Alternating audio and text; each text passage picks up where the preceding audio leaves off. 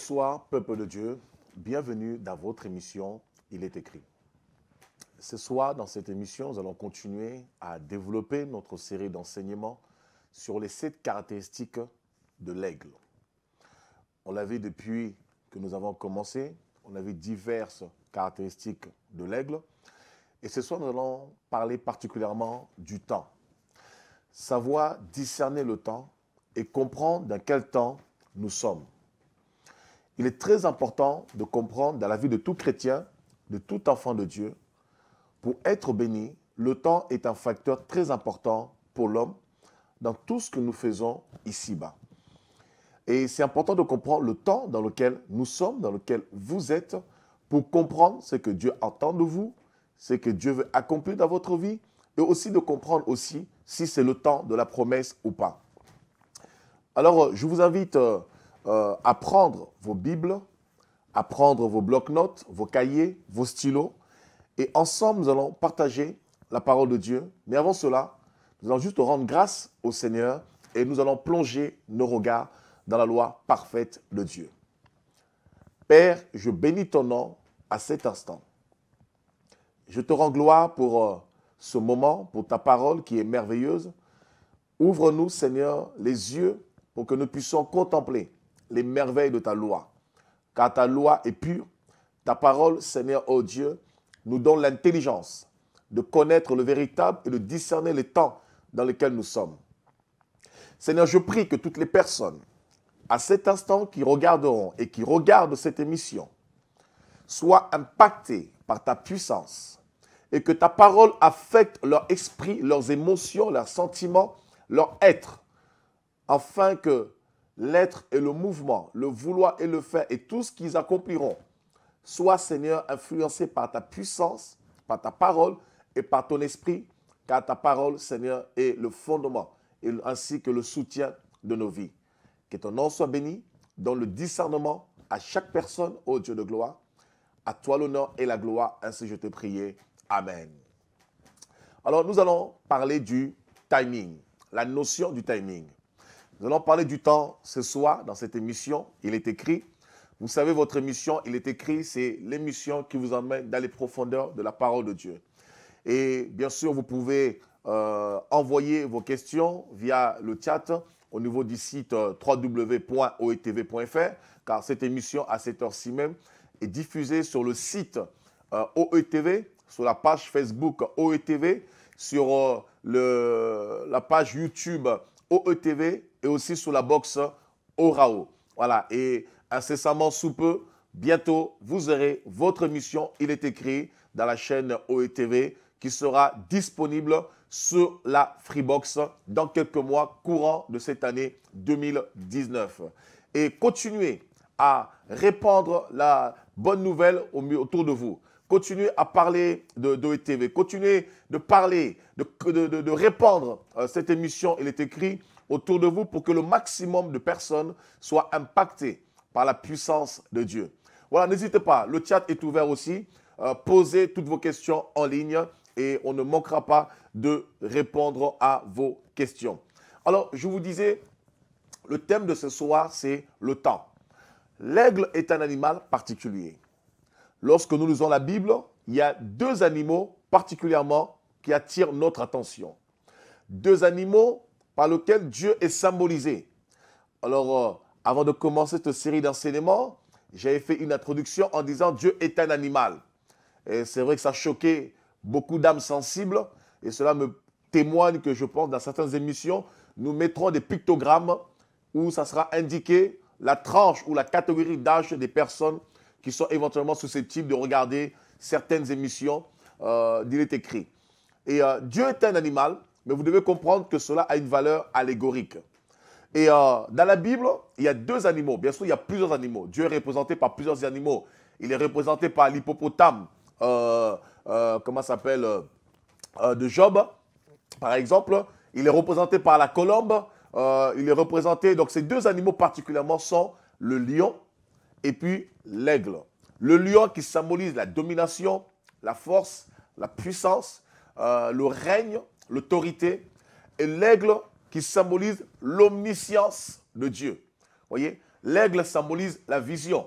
Et l'évangéliste Jean, ou l'apôtre Jean, lorsqu'il écrit l'évangile de Jean, il dépeint Jésus comme étant l'aigle. L'aigle, c'est-à-dire en tant que fils de Dieu. C'est-à-dire, lorsqu'on parle de fils de Dieu, nous avons la notion prophétique, la notion de la vision prophétique.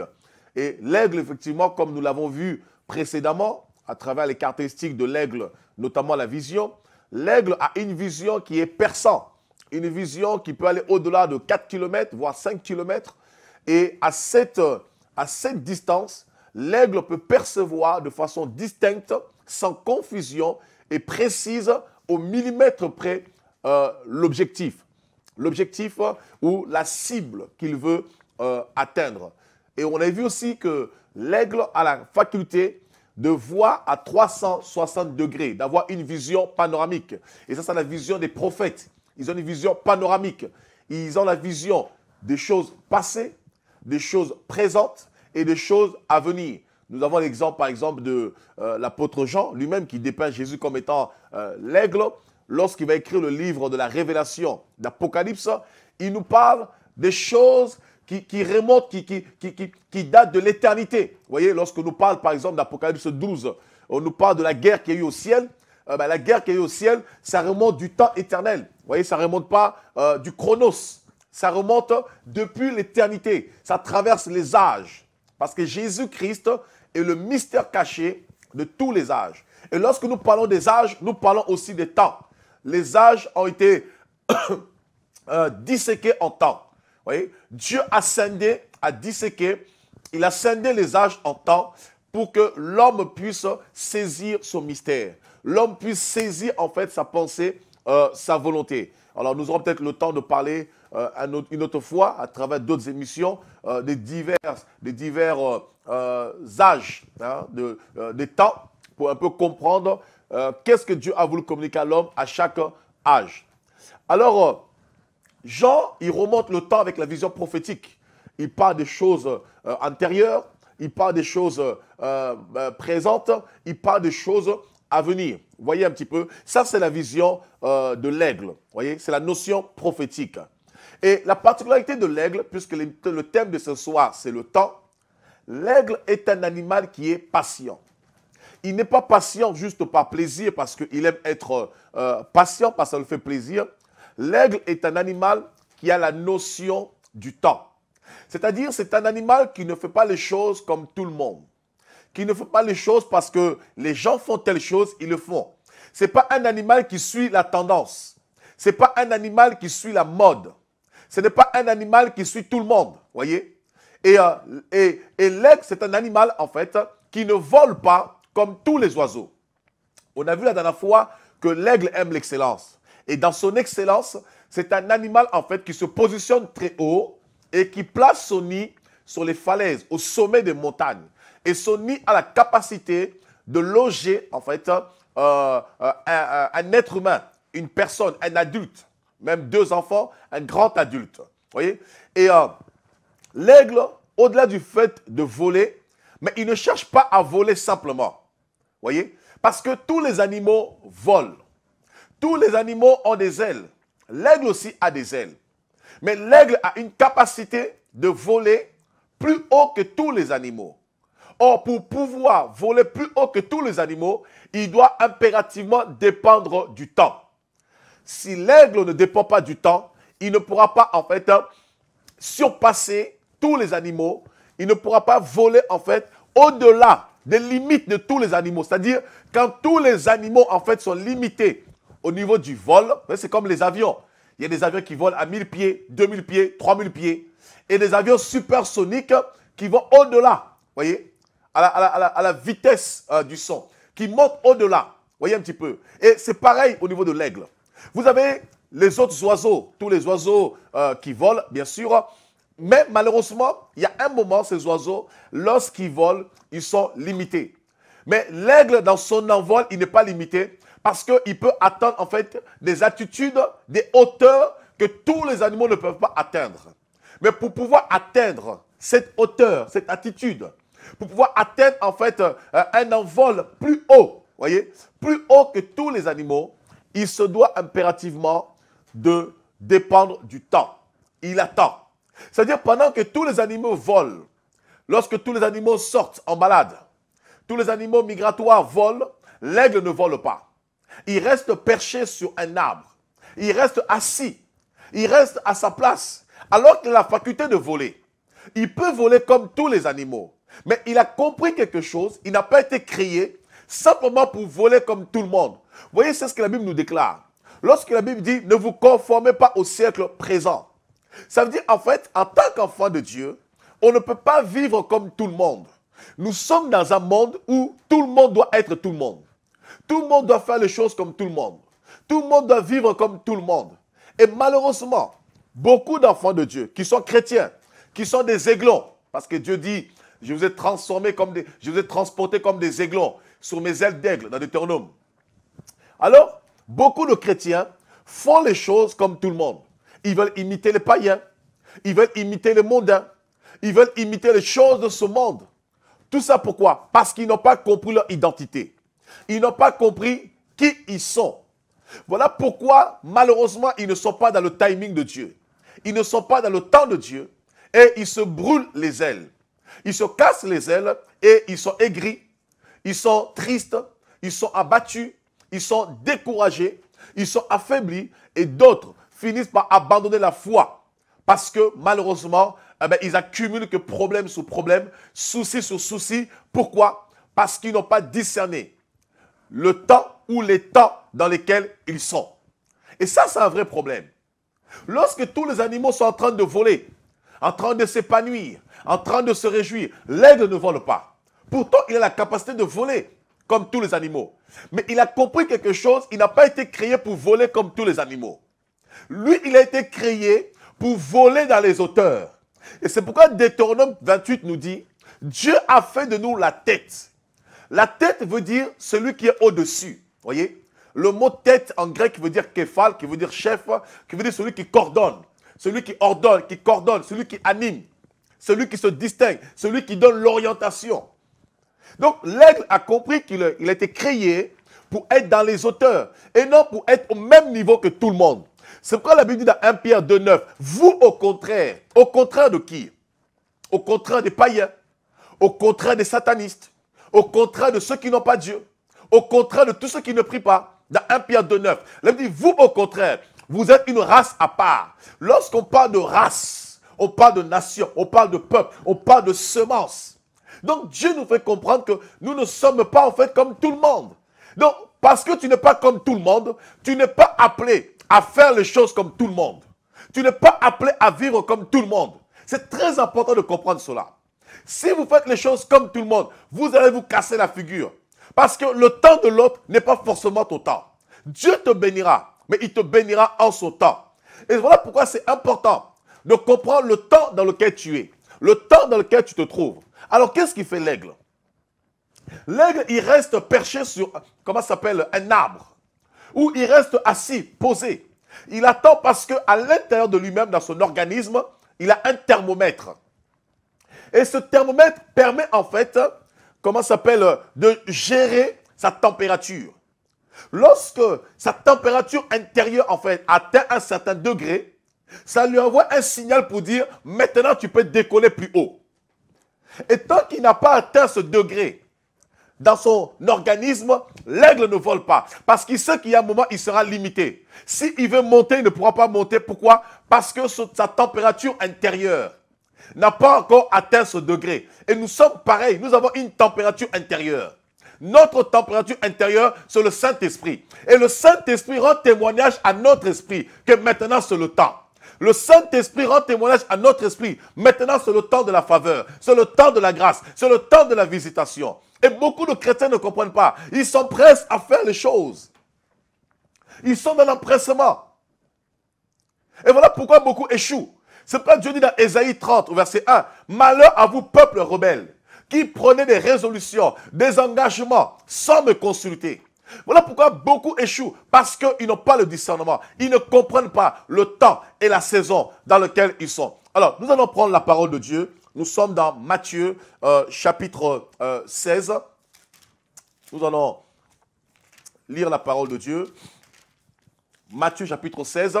Et ensuite, on va lire 1 Chronique, chapitre 12. Matthieu, chapitre 16. Nous sommes au verset 1. Je lis la parole de Dieu. Les pharisiens et les sadducéens abordèrent Jésus et, pour l'éprouver, lui demandèrent de leur faire voir un signe venant du ciel.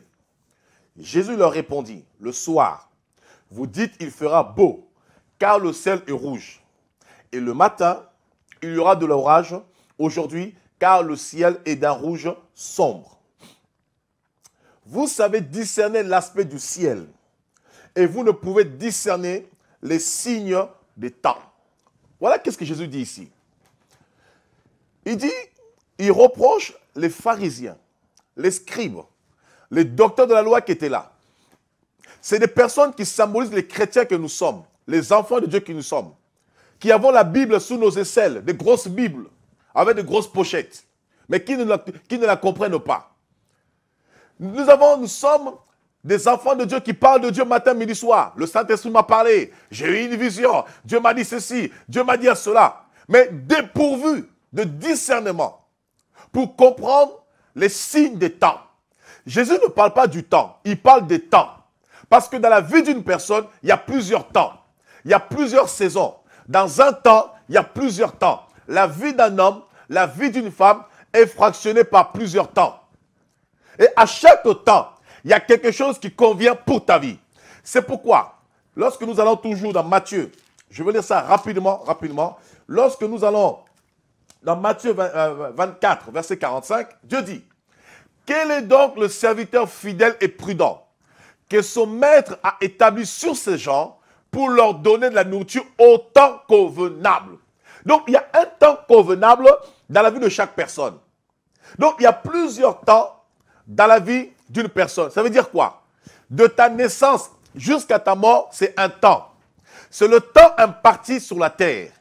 Mais dans ce temps imparti sur la terre, il y a plusieurs temps. Ta vie est scindée en plusieurs temps, en plusieurs saisons. Tout comme nous sommes en France, c'est un pays de 4 saisons, il y a plusieurs temps. Nous avons le printemps, nous avons l'été, nous avons l'automne, nous avons l'hiver. Et celui qui vit en été, lorsqu'on arrive en été, on ne peut pas s'habiller comme lorsque nous sommes en hiver. On nous prendrait pour des fous. On dirait, mais cet homme est timbré, cette femme est tarée. Comment elle se retrouve en hiver? Elle s'habille en t-shirt, bien qu'il y en a qui le font. Comment on se retrouve en hiver avec moins 15, moins 40 degrés? Il met, comment ça s'appelle, un débardeur dehors, à la vue de tous. Et lorsque nous sommes en été, alors là, tu mets une doudoune, tu mets un polaire, tu mets 3 pulls, tu mets une doudoune, et j'en passe. On dirait, mais cet homme, est-ce que vraiment il est normal? Est-ce qu'il a la tête sur les épaules? Est-ce que vraiment il a son bon sens? Vous voyez? De la manière que les gens, à la manière des hommes, je parle à la manière des hommes, vous prendrez pour des fous ou des folles, de la même manière sur le plan spirituel. Lorsque vous n'êtes pas dans votre saison, lorsque vous ne saisissez pas votre temps, votre saison, ben vous êtes aussi comme des fous, comme des folles. Parce que vous ratez quelque chose. Vous passez à côté de quelque chose. Alors Jésus leur dit ici, lorsque vous regardez le ciel, vous voyez que le ciel est rougeâtre. Vous dites qu'il fera beau, demain il fera beau. Lorsque le ciel est rouge plutôt, vous dites le matin il fera beau. Lorsque le ciel est d'un rougeâtre, vous dites que certainement il va pleuvoir.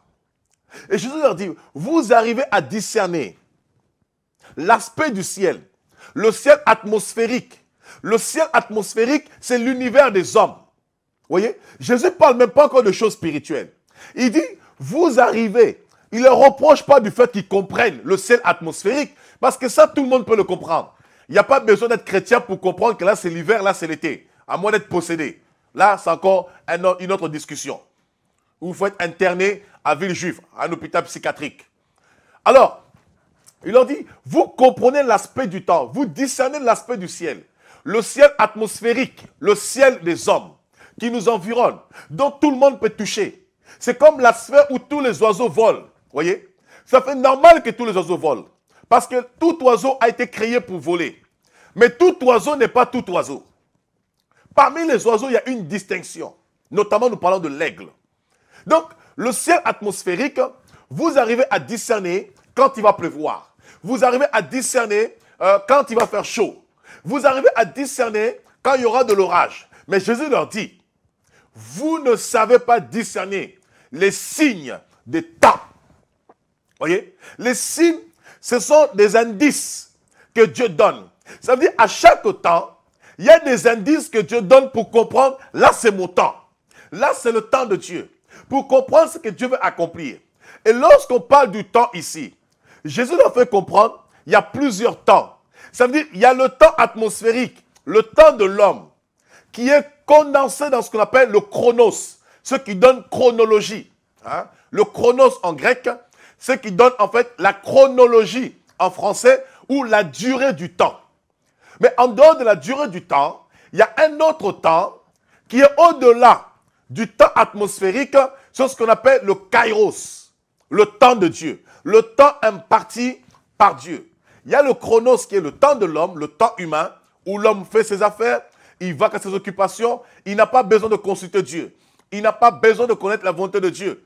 Il se réveille un matin, il sait qu'à 8 heures, il doit travailler, il sait qu'à 11 heures, il finit, à midi, il planifie son rendez-vous, à 16 heures, il voit le médecin, etc.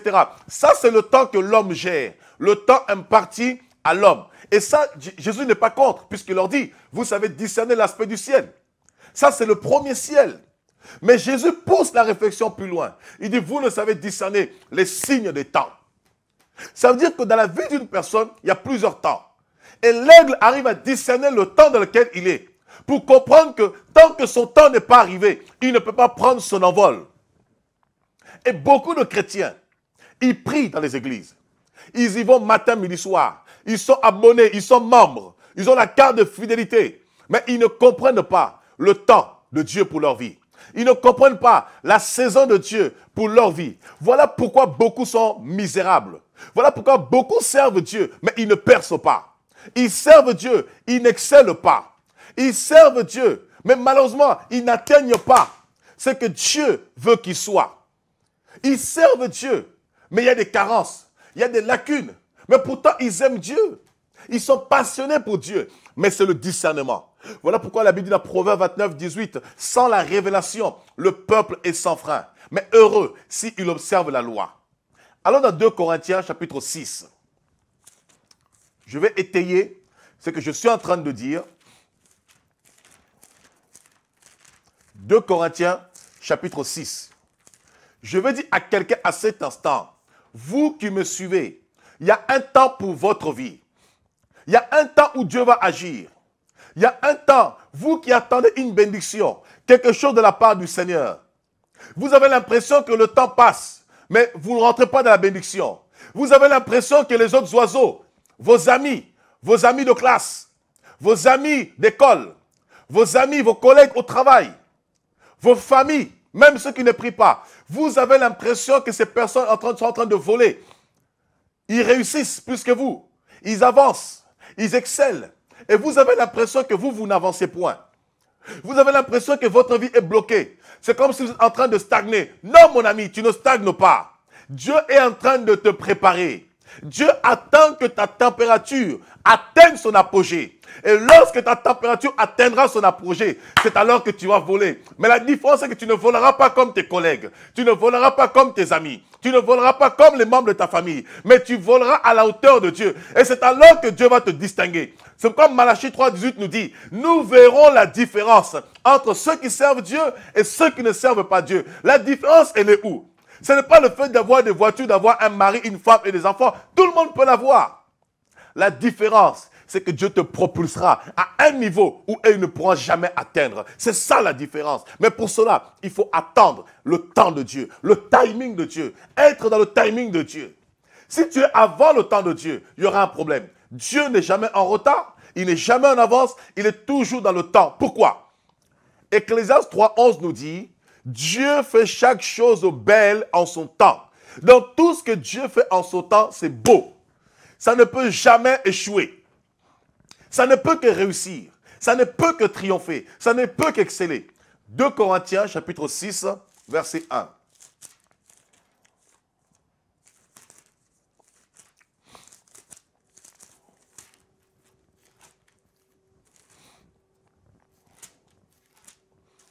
Alors nous sommes dans 2 Corinthiens 6, verset 1. Je lis la parole de Dieu. Puisque nous travaillons avec Dieu, nous vous exhortons à ne pas recevoir la grâce de Dieu en vain. Car il dit, au temps favorable, je t'ai exaucé. Regardez, écoutez-moi très bien. Il dit, au temps favorable, je t'ai exaucé. Au jour du salut, je t'ai secouru. Voici maintenant le temps favorable. Dieu dit, voici maintenant le temps favorable.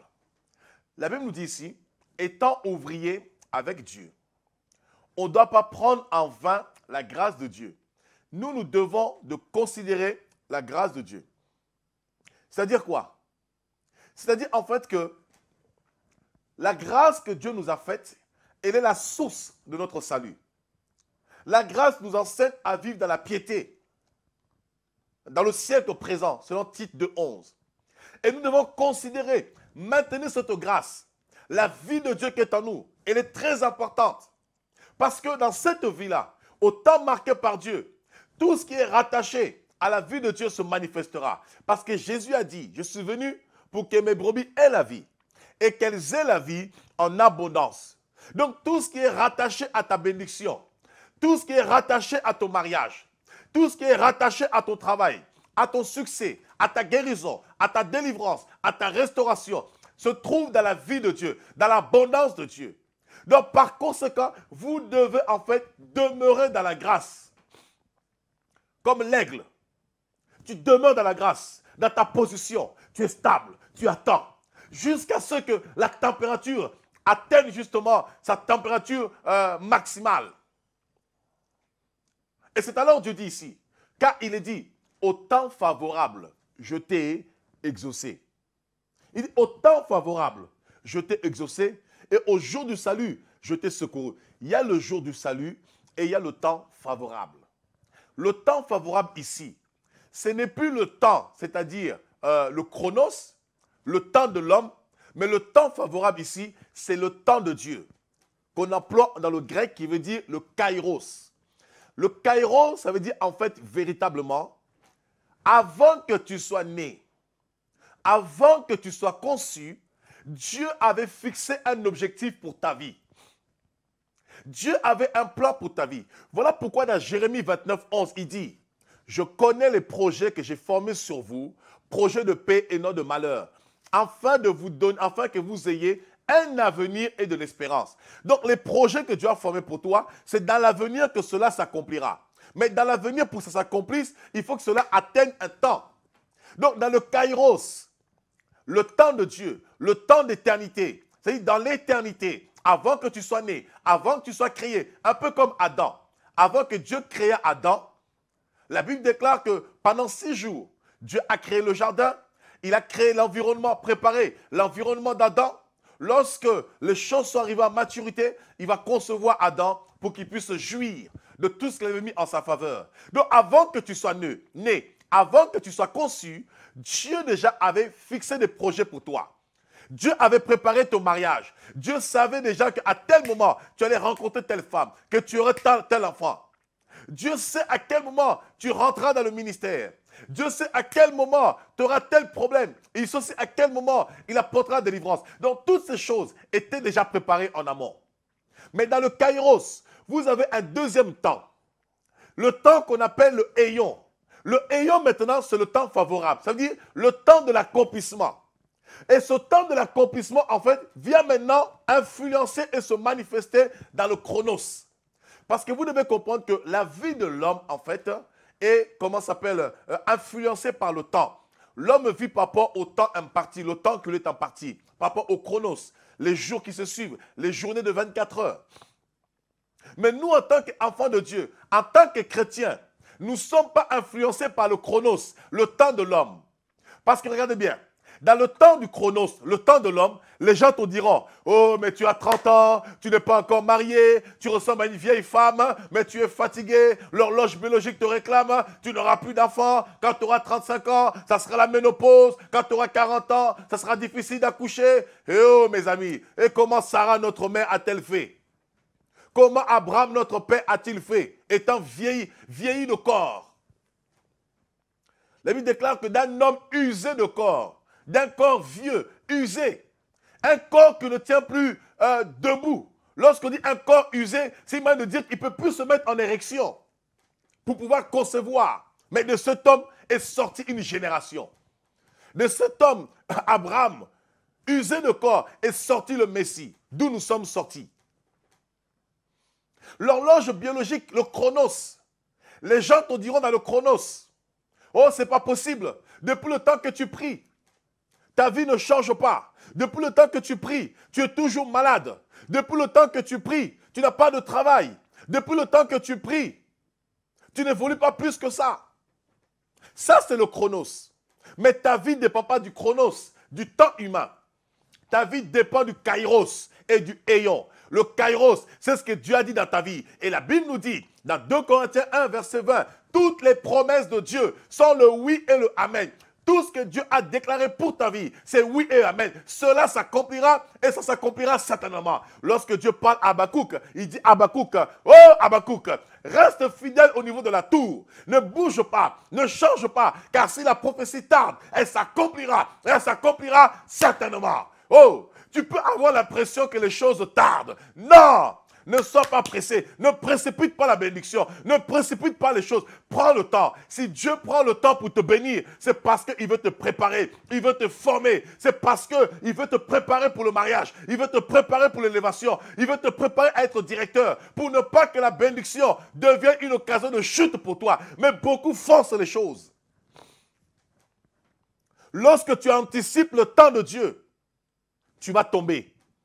Parce que dans le temps de Dieu, tout ce qu'il fait est parfait. Dans le temps de Dieu, tout ce qu'il fait est bon. Et il ne permettra jamais que la bénédiction soit une occasion de chute pour toi. Parce que la bénédiction qui enrichit, c'est la bénédiction de l'Éternel. Il ne la fait suivre d'aucun chagrin. Mais beaucoup ne veulent pas attendre le temps de Dieu. Beaucoup ne veulent pas attendre le temps de Dieu parce qu'ils sont pressés. Ils sont pressés parce que dans leur famille, ils ont la pression. Ils ont la pression des parents. Ils ont la pression de la mère. Ils ont la pression du père. Ils ont la pression de leurs amis. Quand ils voient leurs amis avancer, entreprendre des choses, faire des choses. Mais qui t'a dit que tu as la même destinée que ton ami? Ta destinée est unique. Parce qu'il y a une personne qui a tracé ta destinée. Écoutez, même David, le psalmiste, dans le psaume 139, versets 16 à 17, il dira, « Éternel Dieu, toute ma destinée est écrite dans ton livre.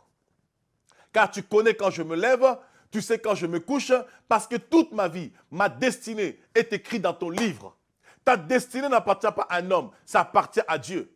Dieu peut utiliser des hommes pour pouvoir accomplir son œuvre, mais ça appartient à Dieu. Attends le temps de Dieu en silence. Attends le secours de Dieu en silence. Attends le temps favorable pour ne pas passer à côté. C'est très important. Dieu dit au temps favorable, je t'ai exaucé. Il y a un temps favorable où tu prendras ton envol. Il y a un temps favorable où tu seras béni. Il y a un temps favorable où tu rentreras dans ton ministère. Il y a un temps favorable où Dieu se servira de toi pour te distinguer parmi les membres de ta famille. Il y a un temps favorable où ceux qui t'ont méprisé, ceux qui t'ont condamné, sauront que Dieu est avec toi. Il y a un temps favorable où Dieu se servira de toi pour être une source de bénédiction, pour bénir les nations. Il y a un temps favorable où Dieu agira dans ta vie, où Dieu se servira de ta main pour restaurer des âmes, pour restaurer les cœurs brisés. Mais attends ce temps-là. Ne te précipite pas. Si tu te précipites dans le ministère, tu te précipites dans le mariage, tu te précipites dans quoi que ce soit, tu vas avoir des problèmes.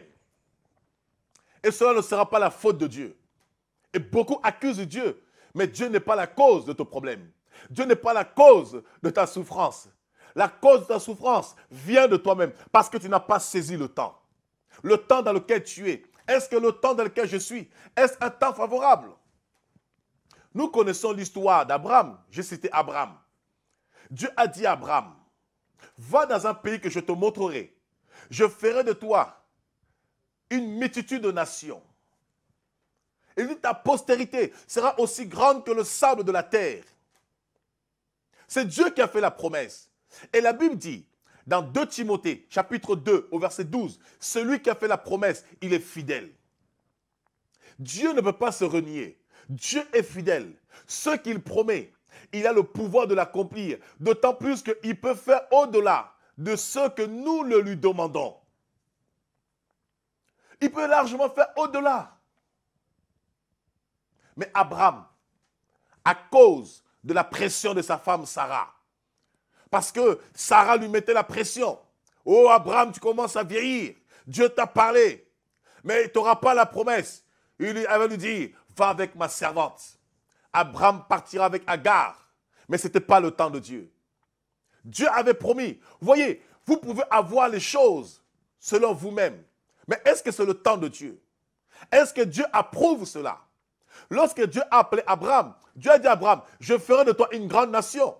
Mais il le fera selon lui, pas selon toi. Voilà pourquoi beaucoup souffrent après. Voilà pourquoi beaucoup ne sont pas épanouis en tant que chrétiens. Voilà pourquoi beaucoup ont un mauvais témoignage. C'est parce qu'ils ne comprennent pas le temps dans lequel ils sont. Ils ne discernent pas leur saison. Ils ne discernent pas leur temps. On va lire 1 Chronique 12 tout à l'heure. Et c'est le problème de beaucoup de chrétiens. Oh mes amis, soyez des hommes de prière. Soyez des femmes de prière pour comprendre la saison dans laquelle tu es. Est-ce que Dieu veut que tu fasses telle chose? Est-ce que Dieu veut que tu accomplisses telle chose?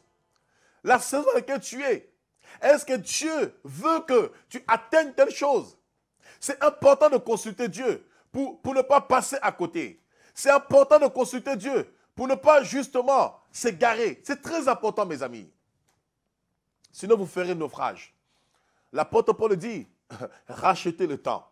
Rachetez le temps dans Ephésiens 5. Rachetez le temps car les jours sont mauvais. C'est-à-dire, le temps dans lequel tu es, tu dois avoir le discernement.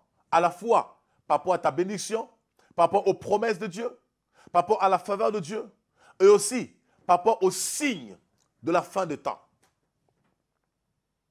Et Abraham va anticiper la promesse. Il va aller avec Agar. Et lorsqu'il partira avec Agar, il y aura un problème. Lorsque Agar va tomber enceinte, elle va donner naissance à Ismaël. Et la Bible déclare qu'Ismaël est un âne sauvage. Ismaël est un âne sauvage. Et il va tout faire après pour tuer Isaac. Et lorsque Sarah verra cela, elle va chasser cette femme-là. Mais malheureusement, Ismaël, parce qu'il était sorti des entrailles d'Abraham, il a hérité aussi de la bénédiction que Dieu avait faite à Abraham.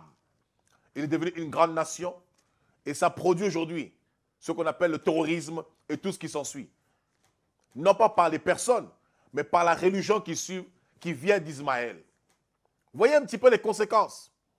Et souvent, les conséquences ne sont pas forcément immédiatement, mais c'est dans le temps. Mais ça, on ne le voit pas. Parce qu'on a précipité le temps. On a anticipé le temps. Oh, mes amis, je vous dis que Dieu n'est pas en avance, il n'est jamais en retard.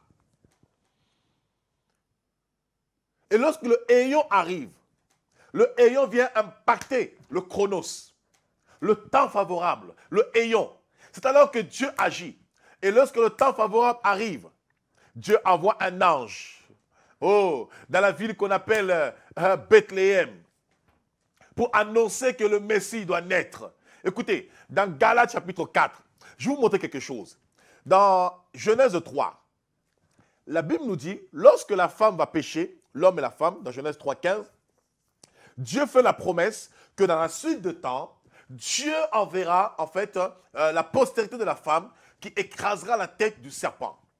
Et dans Galates chapitre 4, au verset 4, on nous dit, lorsque les temps, ou lorsque le temps fut accompli, ou lorsque les temps furent accomplis, Dieu envoya son fils, né d'une femme, né sous la loi, afin de racheter. Pourquoi? Parce que le temps n'était pas encore venu. Quand le temps n'est pas encore venu, les gens ne saisiront pas, les gens ne comprendront pas. Quand le temps n'est pas encore venu, tu vas passer complètement à côté. Dieu est fidèle. Il me dit, lorsque le temps fut accompli, Dieu envoya son fils. Et lorsqu'il va venir, les anges vont saluer Marie. Ils vont saluer les bergers. Ils vont annoncer qu'aujourd'hui, le roi, le Messie, est né. Un grand chef dont la domination reposera sous ses épaules.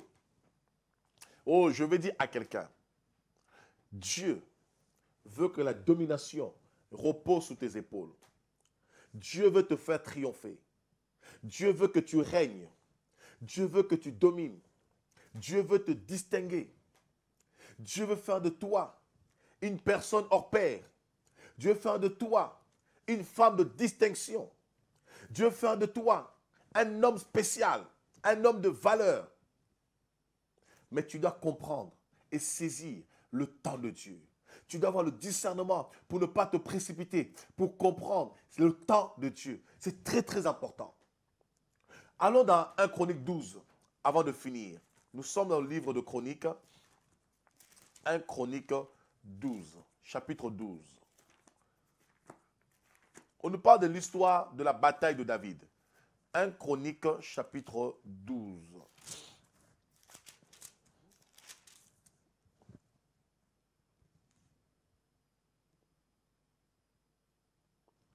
Lorsque 1 Chronique, chapitre 12, regardez, je ne vais pas tout lire, je vais vraiment être court. Au verset 29. Des fils de Benjamin, frères de Saül, 3000, car jusqu'alors la plus grande partie d'entre eux étaient restés fidèles à la maison de Saül. Des fils d'Éphraïm, 20 800, hommes vaillants, gens de renom, d'après les maisons de leurs pères. De la demi-tribu de Manassé, 18 000, qui furent nominativement désignés pour aller établir roi David. Des fils d'Issachar, qui savaient discerner le temps pour savoir ce que devait faire Israël. 200 chefs et tous leurs frères sous leurs ordres. De Zabulon, 50 000 en étaient d'aller à l'armée munie pour le combat de toutes les armes de guerre et prêts à livrer bataille d'un cœur résolu. Alléluia. On nous parle ici des personnes de chaque tribu qui allaient se rallier à David. Et on nous dit ici les fils d'Issachar. Qu'est-ce qu'ils avaient la capacité? Ils savaient discerner les temps pour savoir ce que Israël devait faire. Israël, c'est les 10 tribus du nord. Et on nous dit que tout Israël était rallié à Saül. Et David allait être établi roi. Et au niveau des tribus, il y en a qui se détachaient, comment ça s'appelle, de Saül, pour s'attacher à David. Il y en a qui le faisaient par sentiment, par émotion. Mais d'autres ne comprenaient pas que Dieu avait rejeté Saül et qu'il avait choisi David pour l'établir en tant que roi. Mais on dit que les fils d'Issachar avaient le discernement de temps. Le discernement de temps pour savoir ce que devait faire Israël. Oh, mes amis, ayez le discernement de temps pour savoir ce que vous devez faire dans votre vie. Ayez le discernement de temps pour savoir les promesses, connaître le temps de la visitation. Le peuple juif attendait le Messie. Mais lorsque le Messie est arrivé, ils n'ont pas eu le discernement pour comprendre que le Messie pour lequel nous avons tant prié est venu. Et Jésus va pleurer sur Israël. Oh Jérusalem, si tu connaissais le temps de la visitation, je veux dire à quelqu'un ici, il n'est pas trop tard. Parce que Jésus est déjà mort. Et le temps de la grâce est favorable. Le temps de la bénédiction est favorable. Mais ne rate pas le temps. Parce que le temps est cyclique. Si tu rates ta saison, vous savez, c'est comme les saisons.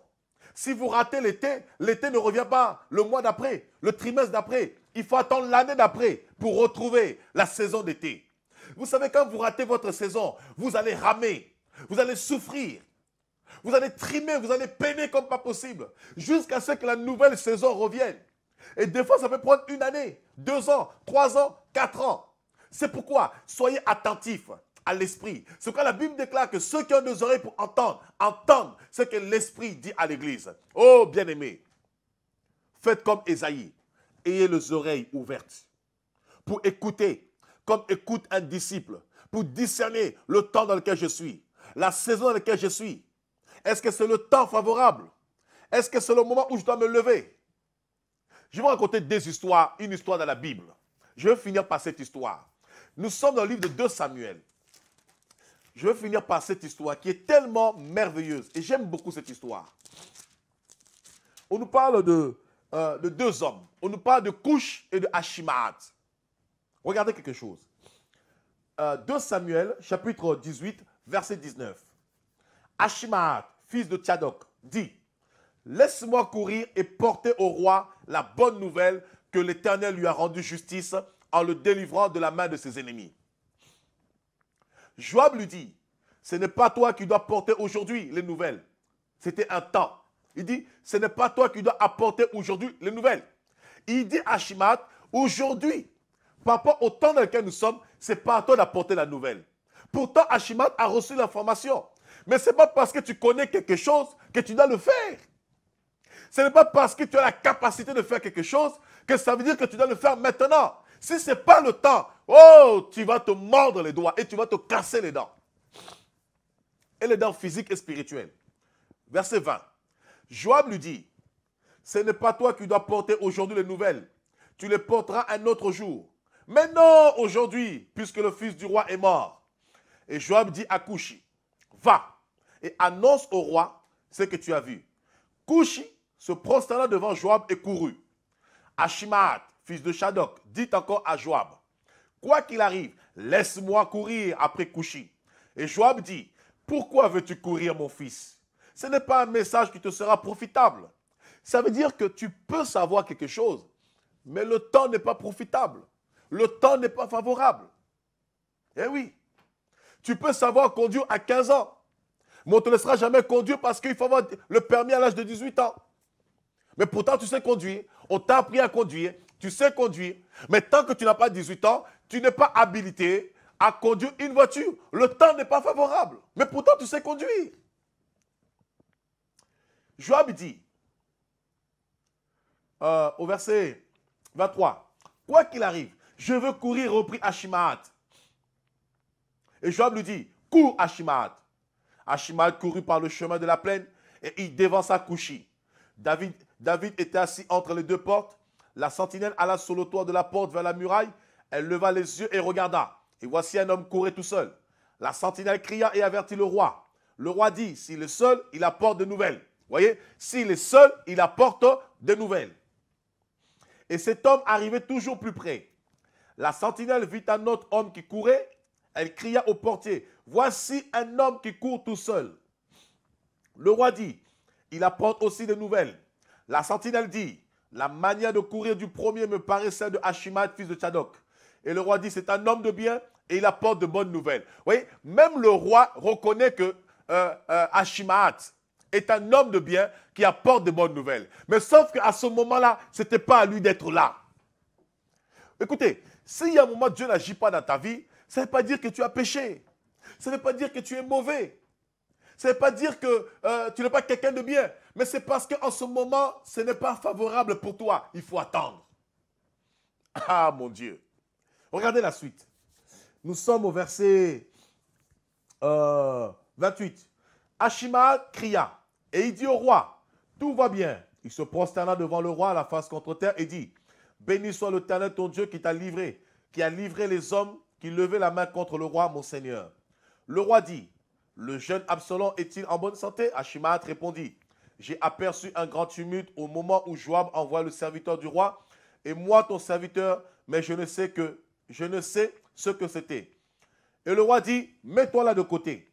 Et Achimaat se tint de côté. Verset 31. Aussitôt arriva Coushi. Et il dit, que le roi mon Seigneur apprenne la bonne nouvelle. Aujourd'hui l'Éternel t'a rendu justice en te délivrant de la main de tous ceux qui se levaient contre toi. Le roi dit à Coushi, le jeune homme Absalom est-il en bonne santé? Coushi répondit qu'il soit comme ce jeune homme, les ennemis du roi mon Seigneur et tous ceux qui se lèvent contre toi pour te faire du mal. Alors le roi, saisi d'émotion, monta dans la chambre aussi au-dessus de la porte et pleura. Voyez? Il y a deux personnes, Achimaat et Coush. Absalom va mourir. Il fallait apporter la nouvelle au roi David. Joab, qui était l'officier du roi David, il appelle Coush pour lui dire, va apporter la nouvelle au roi. Et à ce même moment, il y avait Achimaat qui vient se présenter. Il dit, non, c'est moi qui vais apporter la bonne nouvelle. Joab lui dit, mon fils, cela n'était pas favorable. Il dit, non, c'est moi qui vais aller. Non, je vais y aller. Non, je vais y aller. Il dit, non, cela n'était pas du tout favorable. Alors, il va quand même vouloir aller apporter la bonne nouvelle. La Bible nous dit, il va se mettre à courir. Il va tellement insister, Joab lui dit, vas-y. Et quand il arrive, le roi observe, la sentinelle observe, il dit au roi, quelqu'un arrive. Le roi, il regarde, il dit, la manière de courir est celui d'Achimaat, fils du sacrificateur Tchadok. C'est un homme de bien, qui apporte de bonnes nouvelles. Vous savez, dans la vie, vous n'êtes pas forcément toujours intervenir, toujours parler, même si vous savez tout. C'était un homme de bien. Mais sauf qu'en ce moment, ce n'était pas son temps. C'était le temps de couche. Et lorsqu'il va arriver, le roi lui pose la question, il est incapable de répondre. Et le roi le met à côté, le met à l'écart. Lorsqu'on ne saisit pas le temps dans lequel nous sommes, on se retrouve à l'écart. On se retrouve marginalisé. On se retrouve perdu. On se retrouve disqualifié. Oh, mes amis, le Seigneur vous a sauvés pour faire de vous une race élue. Il y a un temps favorable dans votre vie où Dieu agira. Je veux dire à quelqu'un ce soir, ne sois pas disqualifié. Ne te laisse pas disqualifier. Saisis le temps dans lequel tu es. Si en ce moment tu es célibataire, bénis Dieu pour ton célibat. Si en ce moment tu n'as pas de travail, bénis Dieu. Le plus important, c'est de fixer ton regard vers le Seigneur seul. Car au temps favorable, il va te lever, il va te distinguer. L'élévation ne vient ni d'un homme ni d'une femme. L'élévation vient de Dieu. Mais Dieu élève en son temps. N'anticipe pas le temps de Dieu. Laisse Dieu te qualifier. Comme l'aigle, laisse la température corporelle atteindre son apogée. Laisse la température monter. Même si les gens ne te voient pas. Lorsque tous les oiseaux sont en train de voler, les oiseaux volent. Toi, on ne te voit pas en train de voler. Toi, on ne te voit pas à l'horizon. Toi, on ne t'aperçoit pas. Mais dans le secret, la température est en train de monter. La température est en train de monter. La mayonnaise est en train de prendre. La mayonnaise est en train de prendre. Et quand le temps de Dieu viendra, lorsque le Aion va se manifester, et ce que Dieu avait arrêté dans le Kairos, va voir le jour dans le Chronos, et tous les hommes sauront que tu es de Dieu. Ne te presse pas. Attends le temps de Dieu. Et le Seigneur agira. Il agira certainement. Que Dieu vous bénisse, peuple de Dieu. Que la grâce de Dieu abonde sur vos vies. Attendez le secours de Dieu en silence. Attendez le temps du Seigneur. Laissez Dieu agir en ce temps. Dieu ne se trompe pas. Et ce que Dieu a arrêté dans votre vie, cela s'accomplira parce qu'il est Dieu. Son nom est fidèle et véritable. Apocalypse 19:10 nous dit que son nom est la parole de Dieu et son nom est fidèle et véritable. Il est la vérité et il est fidèle. Il ne peut se renier parce qu'il n'est ni un homme pour mentir, ni un fils d'un homme pour se repentir.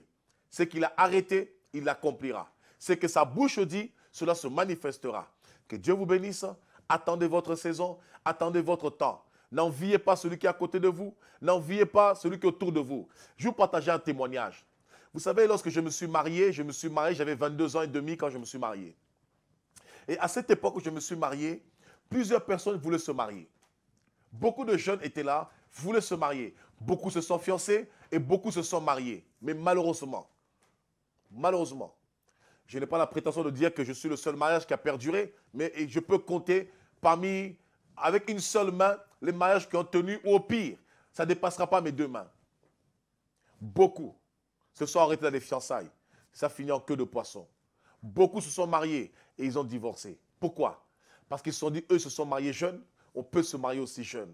Ce n'est pas un problème de jeunesse, c'est un problème du temps de Dieu. Quand c'est le temps de Dieu, c'est le temps de Dieu.